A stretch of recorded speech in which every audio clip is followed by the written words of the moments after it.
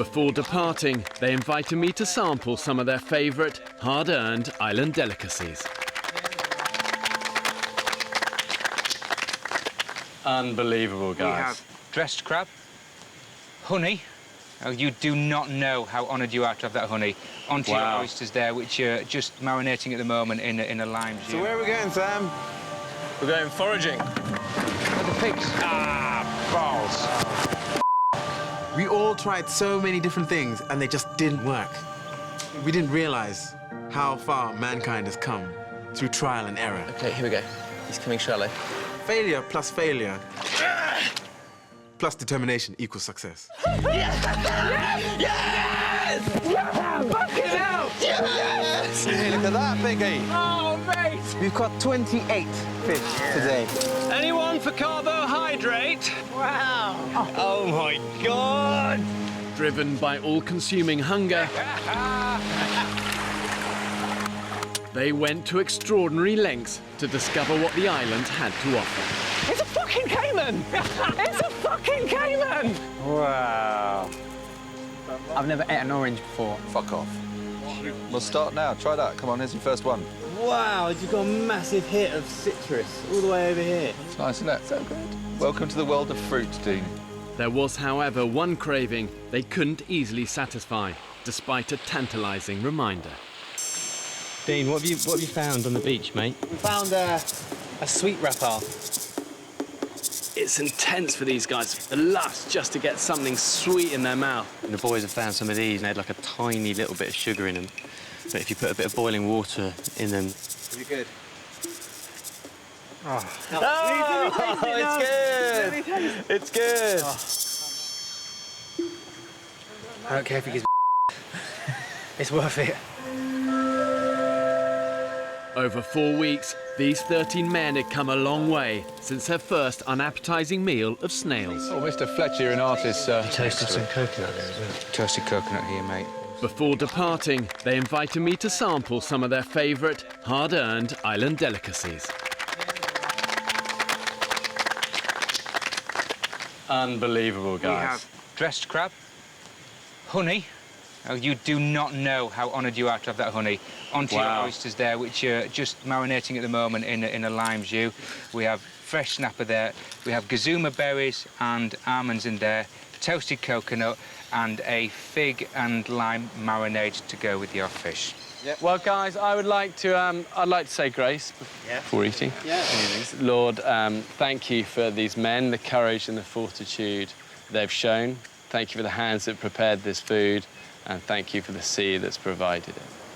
Amen. Amen. And let's try a bit of this. So a little bit of Honey onto the oysters, a I'd little bit say. of honey on the oyster. That stuff is insane, I'm gonna tell you now. You look at the food that they served for me, and there was a real sense of genuine pride in that. That it was really special.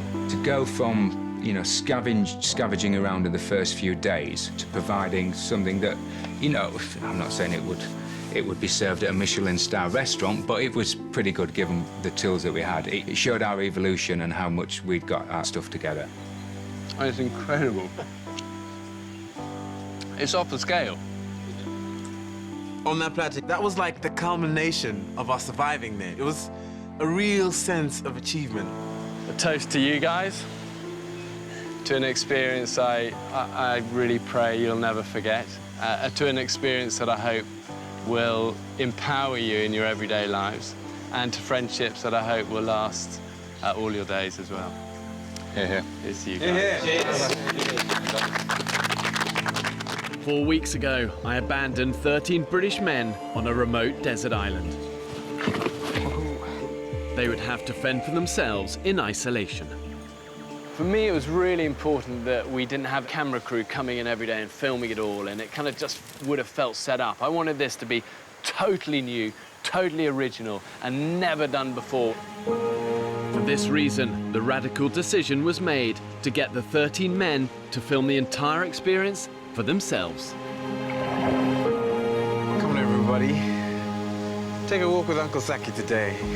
The only filming is these guys going like that and going like that. Right. Guys, I'm gonna have to put you down. I think I found us a bird. Yes, I have. Hang on. And effectively, that means the only people telling their story is themselves. Woohoo! Shazam! We're all photographers now. We've all got iPhones or smartphones or whatever.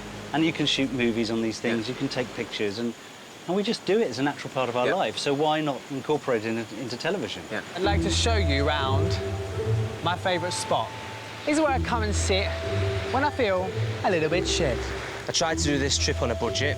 I won this hat in Bulgaria about 5 years ago. Here's the sea, and these are my rocks. These are my rocks. Wang Rock. Way, I'm out there. I bought my boots cheap, cheapest boots I could find. Look at this, day 13. What the fuck am I gonna do? Look at the view. Look at all this. This is the jungle that on which I have become a man. The group included a sound man and 3 trained and experienced cameramen who lived under exactly the same conditions as everybody else. It's a bit like myself, Matt and Rupert and Kif were on a plane and it's crashed on a desert island. It just happens we had our gear with us. With danger never far away, the men needed to be able to deal with emergencies themselves. The hospital, where people went for treatment. OK, so were you in charge? You were the assigned medic? Yeah, between myself and Sam, we dealt with a few injuries. The men were provided with basic medical supplies. Craig was a trained first aider. I think I've done more first aid on the island than I do when I'm back home. And Sam, a qualified doctor. You say It slipped as I threw it. I think it broke my hand. Without them, some men may have been forced to leave the island. I'll be honest, I punched the sand. Oh, no. I enjoyed being the doctor on the island. It gave me a bit of a sense of purpose. So I've made this bamboo into hopefully roughly the shape of a splint. I was called upon to do things I wouldn't normally do in my day-to-day life as a neurologist. I can still do some things. Yeah.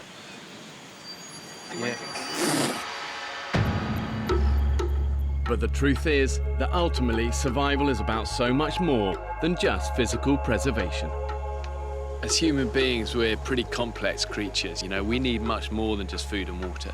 I think that's our base level, but above that, then we crave things like friendship and connection and community.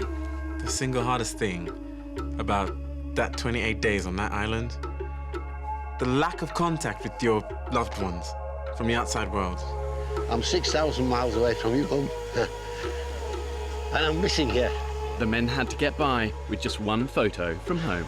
My 2 grandkids, you're still with me, Tommy and Annabelle? You'll be with me all the time. My beautiful girlfriend. And a huge part of me wants to go home. I think the hardest thing was definitely missing my girlfriend and our little girl that we have together. That was heart-wrenching at times. It's just a whole no contact whatsoever. Every now and then, I keep thinking I'll just snip off and use the phone and call home. Very, very suffocating feeling. It was important that the group reached out to each other to keep isolation at bay. What glues people together? Humour, kindness, and that shared adversity you're going through together. Yeah, all right, dude. Just come over a bit emotional, mate, to be honest. Yeah? Yeah. You know what you need, don't you? Big Fletch hug. No? You've got a temporary family at the moment, mate. Yeah, I know. Yeah? I know. You've never met these people before in your life, but yet you become instantly close just like that. As soon as you're chucked on the island, you're best friends because you've got no choice. There's so much stuff on the shores of this island of kind of crap and rubbish that normally you kind of look at and tux and go, oh, what a shame, it's ruining paradise. But now we look at every single piece of plastic and metal and string and as kind of treasure. When was the last time you felt salon fresh? What? No way. Shut the up. That is shampoo. Dean, promise you share it with me. That is shampoo. This island might look like paradise, but if you were marooned here with nothing, trust me, it would be hell on earth. I chose to base my experiment on a remote desert island in the Pacific Ocean, more than 5,000 miles from Britain. I think there's something appealing about doing this on an island for a couple of reasons. First of all, there's nowhere to run. You're stuck on this limited space, and that forces issues. The other reason is that I think people often think of desert islands as nice places. The reality is they're deserted for a reason. There's very little running water, and these things are covered in snakes, in tarantulas, and scorpions. You've got crocodiles, you've got sharks, and it forces issues because it's an unforgiving, unrelenting environment. But despite the dangers, the men survived. Well, I can see their fire. There he is, boys. Hit the bell. Come on. 1 month after dropping them off, I went back to see for myself what the men had achieved. Wow, look at you guys. Hairier. Yeah. Skinnier. Yeah. But hopefully smarter. Wow, congratulations. Yeah, mate, thank you. Congratulations. Will you show me your camp? Come in. Good. Come in. So this is what we call home. And do you often have Tony? That is Tony's spot. Good to see you, Bear. Congratulations. Well done, you. Thank you very much. Well done, you. I love it. I love your throne. So I clocked them all in, I clocked them all out, safety, security, and I'd like to be the last on the boat to make sure they're all on. Shoe stores, obviously. Table kindly made for us by Joe. Hanging machetes, torches, buckets, coconuts. It's good. I mean, this is a real semblance of community. I love that. Look at that. Yeah. You've got a front door. Camp Bassie. Yeah. Shirley Island, Camp Bassie. So why Shirley Island? Because every time we went out looking for food, it was like, surely we're going to find something today. Surely we're going to find something tomorrow. And surely enough, we did. Shirley Island. Genius. In any survival situation, one of the first things you have to do is find shelter. In my opinion, the spot the men chose to set up their camp was pretty good. It was close to the sea, which is a great source of food, and not too far from their water source. But for me, if they'd moved just 10 meters further into the trees, they'd have had better protection from the elements. Custom-made windbreak. And when was the wind bad? At night? Nighttime. It got quite cold, so we built the windbreak to try and ease our suffering. Dean and Ryan, show us where we used to sleep. So some people sleep around here, and then others, like me, Saki, sleep here and get attacked by crabs and frogs every night, which wasn't fun. But it's home. If you choose the right place to sleep, you can avoid a whole host of issues. Oh, look at your face. Is it bad? Oh, yeah, it looks pretty bad. From the very beginning of their time on the island, the men were ravaged by insects at night. Anything that's bit me is an And if you're covered in itchy, painful bites, you're not going to get the rest that you need. What about how you doing? Working out what you can do to get a decent night's sleep isn't just a luxury, it's actually about survival. The little things in survival become the big things, and a good night's sleep is right at the top of that list. Wow, look at that, it really goes on. After a few miserable nights, some of the guys realised their mistake. This is the executive lounge. And 4 of them did move further into the jungle. It's Matt and I were the first to kind of build a couple of these A-frame beds. This is my one here. They're really comfy. Yeah, they're great. They're Try it cool. out if you want. It takes me, so it should manage you. Oh, wow, yeah. I would have thought that's an awful lot comfier than lying on the ground, God, yeah. you know? It's been home for 28 nights and actually gets pretty comfy, and you can look at the stars and the canopy. The A-frame beds some of the men built were the perfect way to raise them off the cold, damp floor and out of reach of the critters. Dean's finally found a use for his hairdressing skills. He's weaving all the leaves that are sticking through underneath back in beautifully. That is an ant's nest. I've made my bed with an ant's nest. Foolish, wasn't it? The men made mattresses using vines, which they covered with woven palm leaves. We're on our way to greater things. A little better than sleeping on the floor, isn't it? This became known as my fortress of solitude. Oh, my goodness, wow. It's not very dignified. So you really well cocooned in there? I'm pretty well waterproof if the weather had changed. Yeah. Yeah. Warm, dry, off the ground from all the creepy crawlies. Yep. And very happy. Smart thing to have done. I think it's amazing to see how it's evolved and changed. And initially, their camp looked a bit like a hobo encampment. But as the weeks have gone on, they've realised that you really need a sanctuary. You need somewhere where you can hide away and it makes you feel good. And as a reminder of what you love about home. I love the table.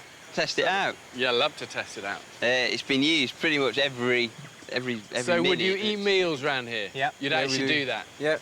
I mean, if you think of how many British families have stopped sitting round a table and eating together. And there's something incredibly powerful about actually sitting down and looking each other in the eye and sharing a meal together. So I love the fact that you made table a priority. Looking around the camp, it was obvious how resourceful the men had been, with materials they scavenged from around the island. Grab a seat, Bear. Grab a seat. I mean, this is great, isn't it? One thing that staggers me with these desert islands, however remote they are, is just the amount of trash you get washed up on the beaches. Guys, that looks like the beginning of a toilet. You would need an enormous arse to justify a hole like that. You certainly would. Craig, I'm going to be honest with you, mate. This is my ultimate nightmare. It's the closest I've got to a stress ball, to be honest with you. What I've got here is crab pot nut 2.0. This is a Saki's find. What is it? An open beer. You're joking. No. You're not.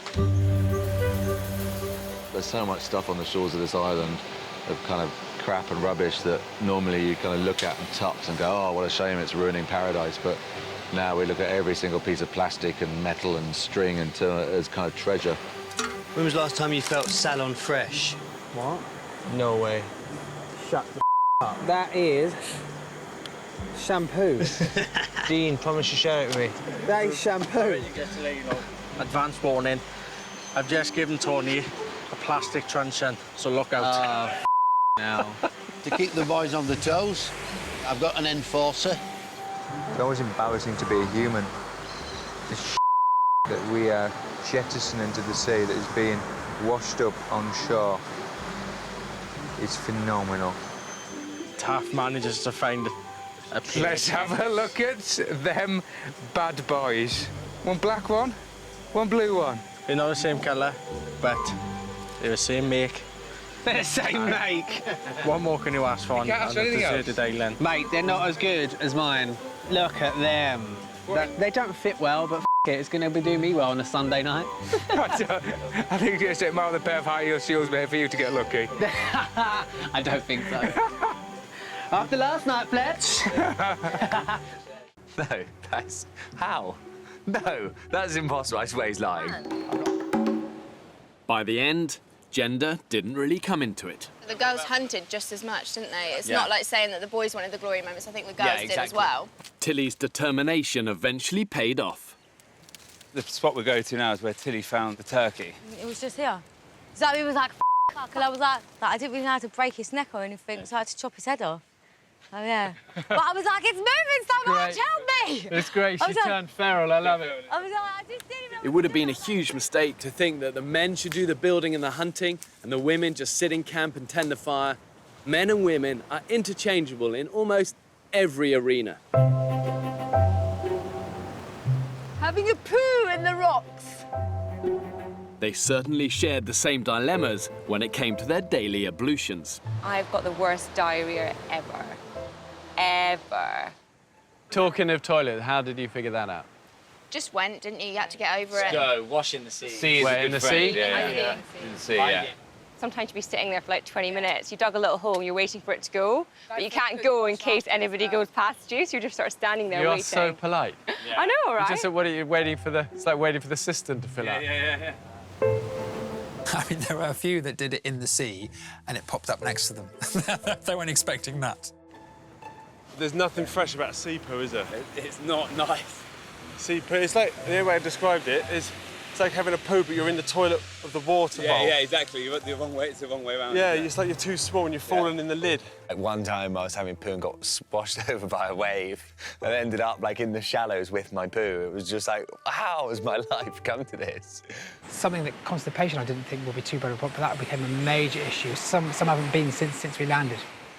Well, some people here haven't had a crap. They did one on day 2, and that's it.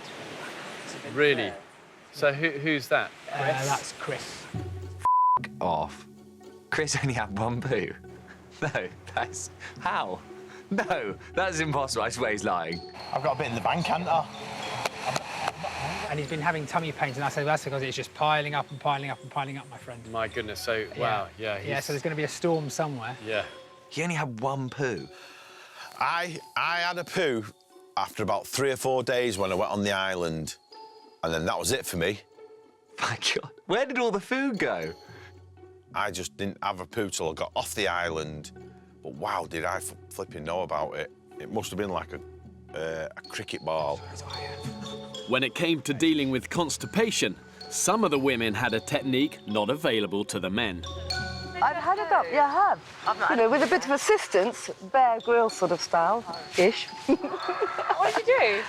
I have a way of getting my poo up, thank you very much. Yeah, God. You just fill me in. No? Okay. There's a certain entrance somewhere where you can do it, give it a little push. Did you have any times where the fire went out? No. So 33 days you've had a fire straight? Yeah. It's pretty impressive considering the amount of rain you've had. Yeah.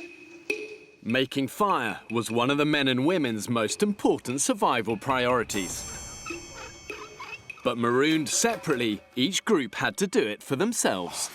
Off. We didn't just spend hours and hours, we spent days trying to get a fire going. Bear taught us how to make it, spark it up. I know how to do this. That sort of spindle, this sort of da-da-da-da. Do this, we did great. In the field, not a chance. The women got their fire going with far less trouble. Put it down first. I was being called to teach them how to do the fire. I literally have lived in the bush, so I learnt a lot of things like that. Erica, it's safe to say I don't think we would have done that without your very important input. Erica is a character. She was awesome. She was a bit f***ing hardcore, like Jungle Jane. Did they actually do it in 20 minutes? Did they? Oh, God, that's pretty embarrassing, isn't it? Yes! We've just seen a group of people. What the f***? When the men and women did finally come together, Oh, my heart's pounding. the men were eager to prove their masculinity. I win, you stupid piece of wood. There was a few alpha males in there who were like, you know, we're strong big men, we need to build stuff. I think the guys dominated, we just imposed ourselves. I mean, I see it so often that men, you know, approach things very cocky. Shayna, no, I'll lift that for you, doll. Pumped with testosterone, desperate to prove themselves. But actually, survival is always a marathon, not a sprint. And the worst thing you can do is burn yourself out. Men think like that, don't they? Slam dunk. As the experiment wore on, the men, having 10% less body fat, I feel weird. quickly started to suffer. If you get up too quickly, you just pass out, as like quite a few people did. Paddy passed out more than once, actually. Jobs were allocated to whoever was capable, and gender became irrelevant. When you're on there, whatever you can do and bring to the island, you just do it. Smashed it, guys. I was quite shocked I was still carrying him jerry cans to the end. Well chuffed. By the end of it, the women bought exactly what the blokes did. And some blokes were weaker than the women and some women were weaker than the blokes. It's not about gender, it's about individuals. It's a numbers game, really. I think it doesn't matter. It's irrelevant to gender. I think it's just about having enough people to do everything and enough hands-on. To me, it's about character. Character, yeah. You know. For Roxanne, it proved too much. Oh my God! Everybody, I actually don't know where to start. I don't know where my pants are. Where are my pants? Is this for real? Oh my God! Come on! It don't rain like this in Manchester. 4 weeks I marooned 10 celebrities. This is it. Now, only 7 remain. But it's always interesting to see what sort of state they're going to be in.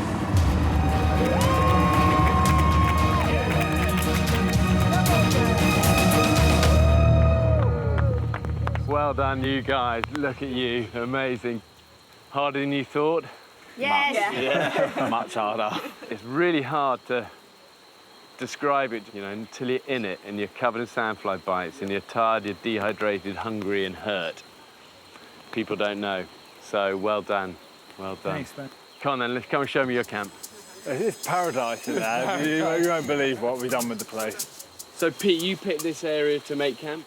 Well, yeah, first day that we arrived on that beach, we sort of followed the coast down, and this seemed like a pretty good area based on the fact that it had a big clearing already. Yeah. So we could make quite a large camp, which we have done in the end.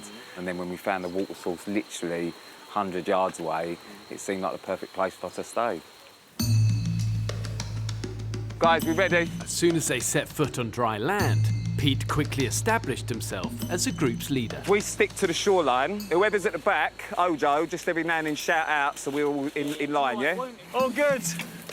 He led from the front. He was happy to go without food. He was happy to put the effort in. He was happy to go fishing every day. We put the nets out every day, so most days twice a day. He's happy to work hard, and I think that's really important for a leader. Go on, Pete. Yes! Oh, it's incredible. Look at that. Because of what I do on a day-to-day basis, it was nice for people to see a side where, well, actually, I do graft. I've grafted my whole life, and I'm not just a donut that falls out of nightclub. I do that quite a bit, but, you know, there's a little bit more to me. I can make a fire now. You ready for some stingray? Oh, my God. I feel like I'm going to cry. Pete was a hugely successful leader, and I think that he basically didn't ask anyone to do what he wasn't prepared to do himself, and he did more than everyone else. It's a bit soft and wobbly, that bit, but... It's slightly bent. It might be all right. I've had boyfriends that looked a bit like that. Under Pete's leadership, the group successfully set up camp and started a fire. Got the ember there. It's going to work. Good, we're good. Wow. Yes, boys! Well done. The people on this list were superhuman. You know, we literally, as a group, I say we, I don't feel like I contributed that much to it, but as a group, I've never known anybody to establish themselves so effectively and so quickly. This is a good place, you know, you're in it, so sometimes when you're in it, you don't kind of see it, but actually you've got good cover, you've got good resources, you've got your water, you've got the sea, you've got your place where the nets are working, you're off the beach, you're away from high tide. This is a good, smart place to make a camp.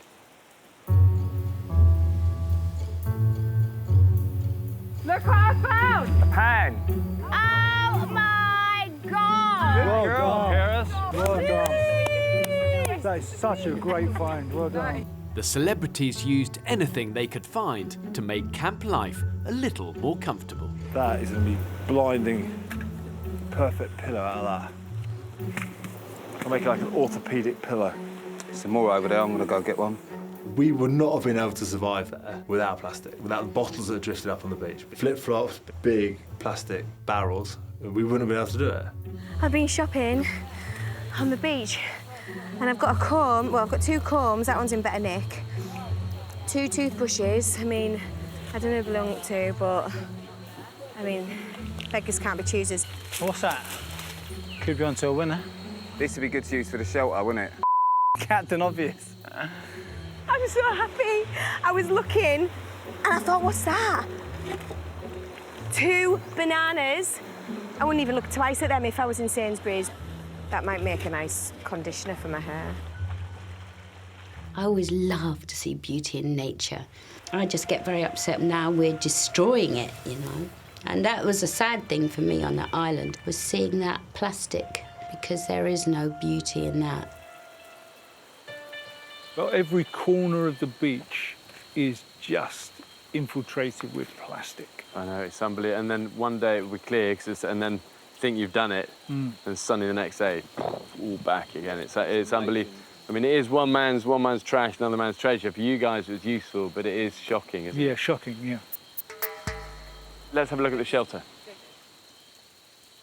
This isn't our finest hour of the shelter. Has it worked well for you? Yeah, I mean, listen, everybody moaned about it because they said it was so uncomfortable. It did a job, though. Whenever it rained, it was the first place that everybody went to. Yeah. I love making things with my hands. You know, I'm big on that at home even, you know. So when it came to making things, even like making the shelters, when we first got there, I loved being in charge of that. What's interesting for me is that you guys are almost a bit embarrassed by it, but here's what I see, is that when it comes to survival, this is about function and working together and having a communal area that keeps you dry, keeps you off the ground, and good enough is good enough. Yeah.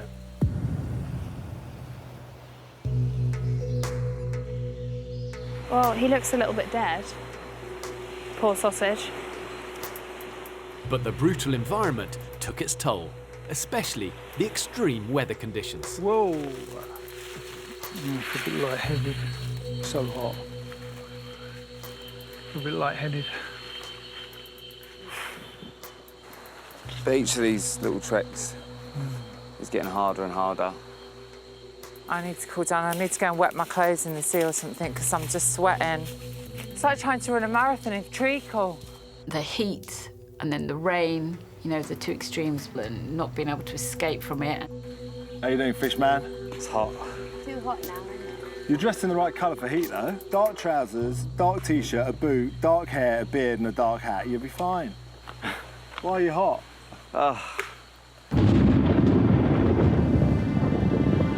The onset of tropical storm season and the dramatic changes in temperature tested the islanders' resolve. Ooh, look over there. That's coming down. But behind it and in front of it, we're clear. So if we can just get away from it, we're okay. So when the first deluge hit, we thought we were prepared. Oh my God. Oh, this is Jesus. This is I've been a lot worse. You tell me. I've been a lot worse today. It's okay. No, I'm just kidding.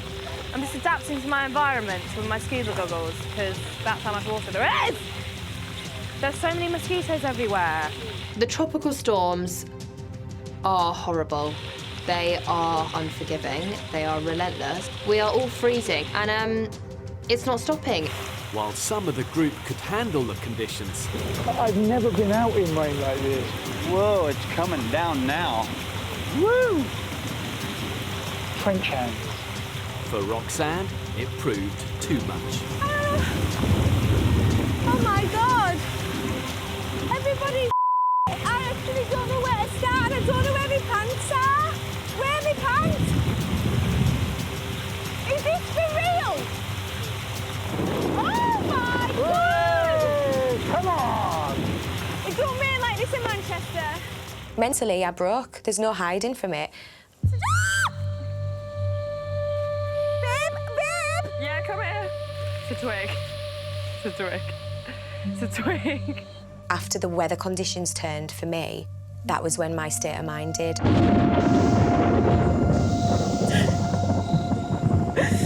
Oh, God. See? After 5 days, Roxanne quit and left the island. Being an actor, I've always pushed things to the back and just played someone else. But being on this island, you strip bare to your own thoughts and feelings. You're pushed to extreme. I thought I was made of strong stuff, but nothing's stronger than the island.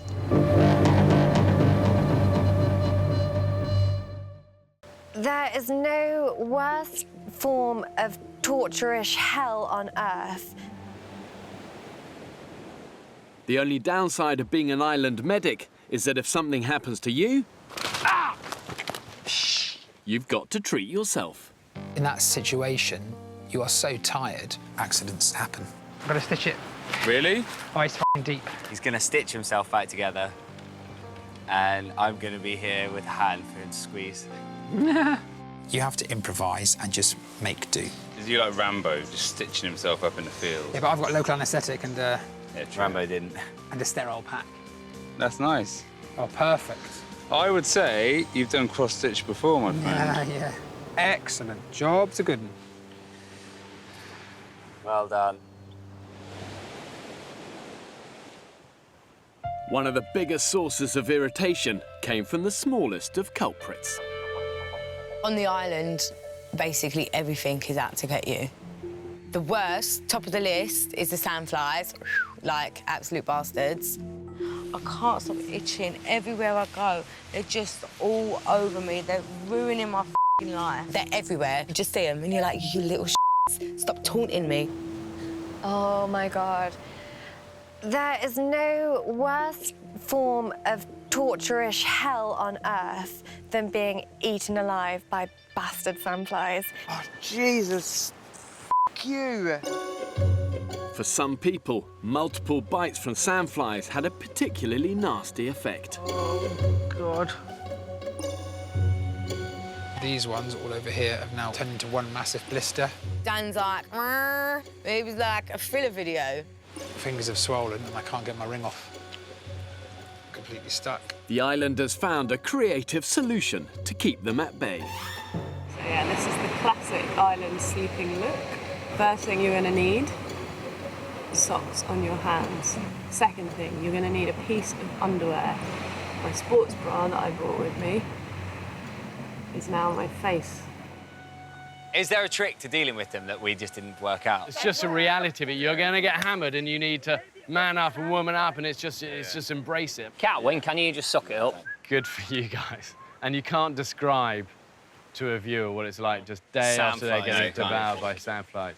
Your faces tell a story. Yeah.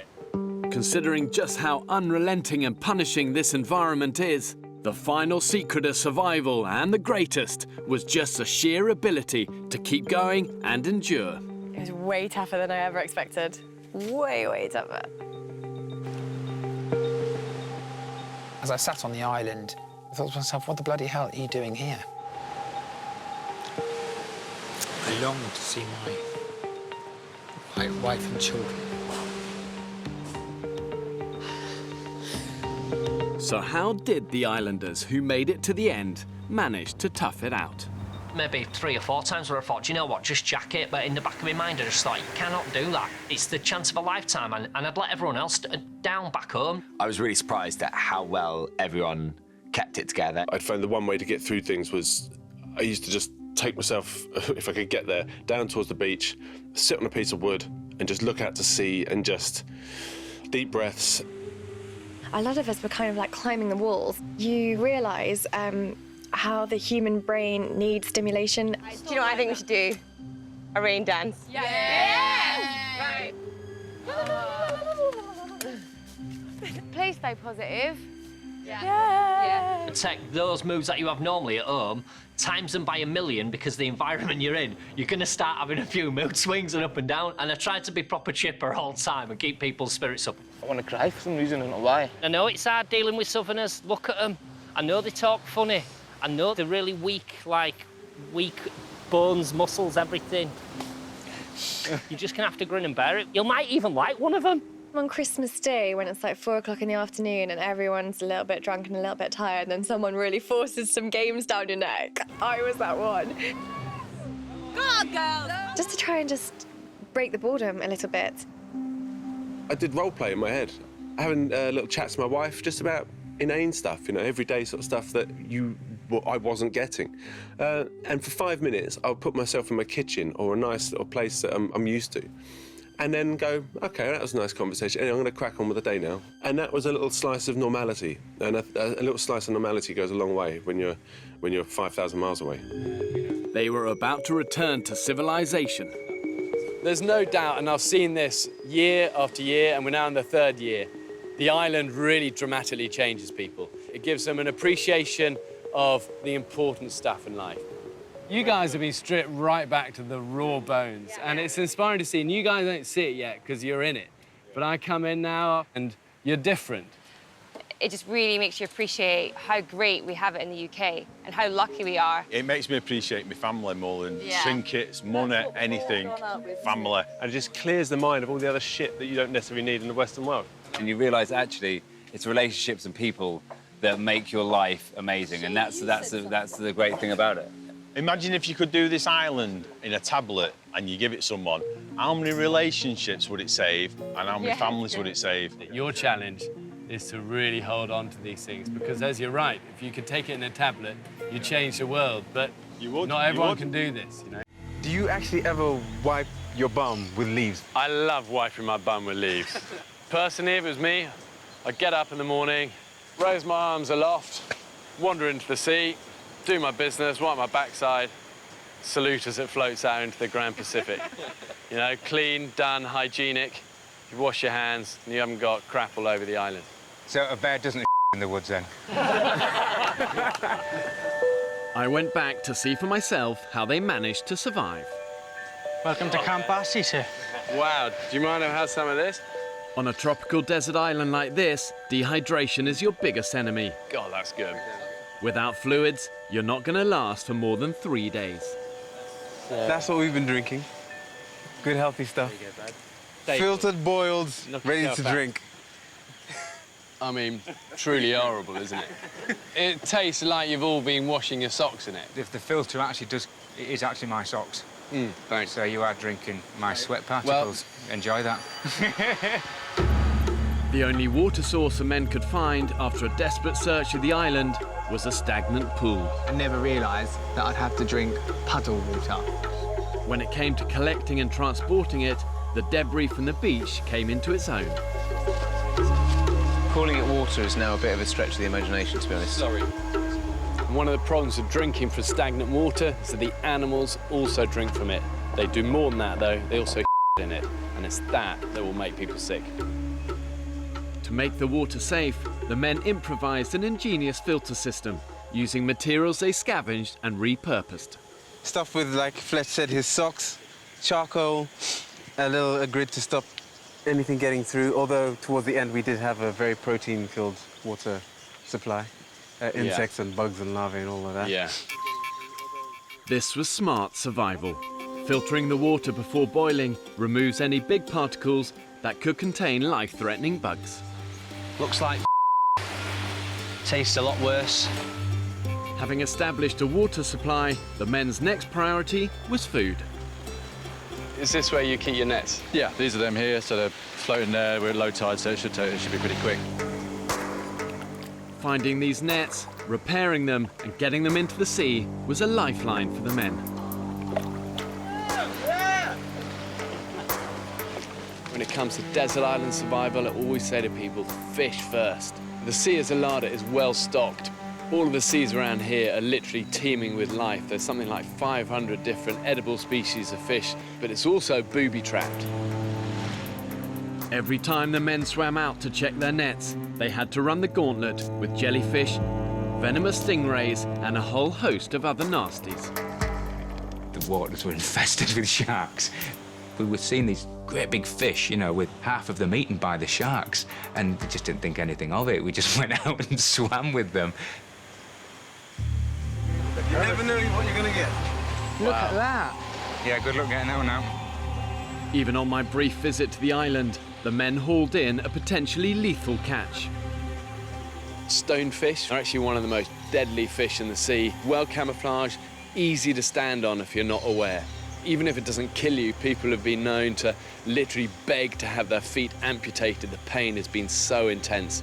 The island looked beautiful, but every time you went anywhere, it tried to kill you. And you're suddenly thinking, Jesus, this ain't a postcard. It's horrible. Before taking the guys into this extreme environment to start the experiment, If I leave him be, he will just quietly crawl around me. I gave them just one day's basic survival training. If they're big enough and you're small enough and one of these gets hold of you, it's gonna squeeze you. God, I can feel that already on my hand. Crush every bone in your body. So the truth is, none of these guys are experts. None of them are survival kind of gurus. You know, they're regular people, and that's what we wanted. We didn't want the experts. We wanted normal people who've got to kind of improvise and think smart and be resourceful. Do you actually ever wipe your bum with leaves? I love wiping my bum with leaves. Personally, if it was me, I'd get up in the morning, raise my arms aloft, wander into the sea, do my business, wipe my backside, salute as it floats out into the Grand Pacific. You know, clean, done, hygienic. You wash your hands and you haven't got crap all over the island. So a bear doesn't in the woods then? It's true. I knew the biggest challenge for these guys was going to be finding enough food to keep them going. OK, scorpion.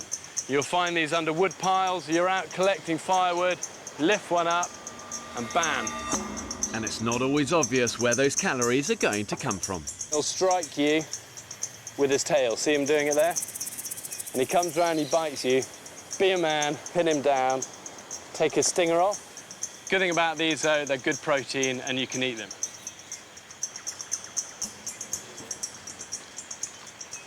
Tastes like You're better off stewing them and roast them over the fire. But raw, they're horrible. Oh, scorpion. Here he is. There he is. Got him. I've got him. Aggressive. He's aggressive. From experience, I know it's amazing what you'll eat when you're pushed to the edge. God, I can see its guts inside. That's not going to be tasty, guys. Oh, man, you're making us wait. Come on. We want to see you eat it.